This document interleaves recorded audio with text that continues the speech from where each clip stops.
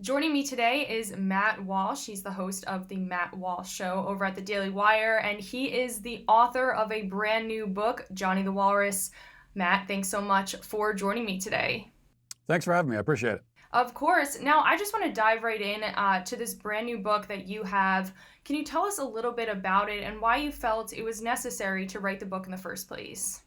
Sure. Well, the book is called Johnny the Walrus. It is a children's book, for kids all the way down to preschool age, and it's about a young boy who is very imaginative, like all young boys and young children are, and pretends to be different things. And one day he pretends to be a walrus, and his mom, is kind of the typical like many parents these days. She at first reacts the normal way that you expect a parent to react, and oh, the child's just playing pretend. But then she's convinced by society, by the internet, by people around her that well, if your child identifies as something, then he really is that thing.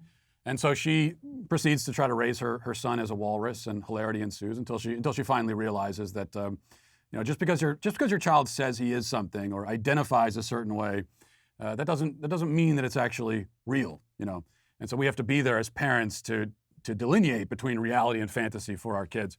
That's the basic structure of the book. Why did I write it? I mean, a lot of reasons. One of them is that you go to Barnes and Noble these days, go to the children's section, and it's like you feel like you're looking at signs at an Antifa rally or something. It's nothing but left-wing indoctrination, especially when it comes to gender issues. And every other book now targeted at kids is trying to convince kids that gender is malleable, that if you're a boy and you put on a dress, that makes you a girl, and that kind of thing.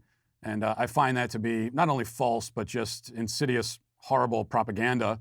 And so I wanted to write a book to kind of counteract that. Yes, I got to get a preview of the book, and are you just like a spoiler alert probably, but are you the zookeeper in the book? Is that your character? He Uh, looks a lot you know, like you, so. There are people who will notice certain similarities, but I assure you it's totally coincidental. No, yeah, I am the zookeeper, of course. For here in Virginia, for example, we saw the power of parents pushing back against this woke ideology, these books that were being found in libraries, like in Loudoun County, for example. What happens from here in terms of Republicans sort of, paying more attention to the culture issues moving forward for 2022 and even 2024?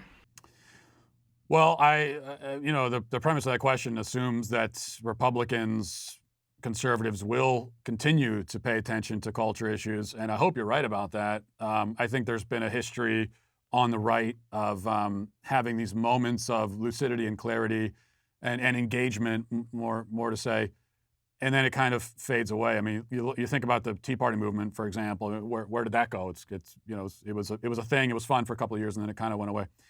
And then a lot of the so-called Tea Party candidates ended up just being standard establishment Republicans. So what's happening with the school board meetings, like you're talking about, it's a movement, and it's really important. And I think it's going to have an enormous impact on the culture if we keep with it, and we don't just start chasing the next shiny object, because this is never going to not be relevant. That we're talking about the future of our country. We're talking about our protecting our children. I think we need to stay focused on it. Hopefully we will.